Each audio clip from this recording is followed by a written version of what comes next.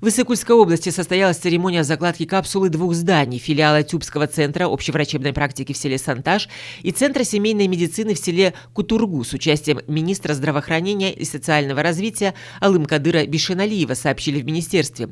Строительство полностью профинансирует международное общественное объединение «Центр Ас-Сафа».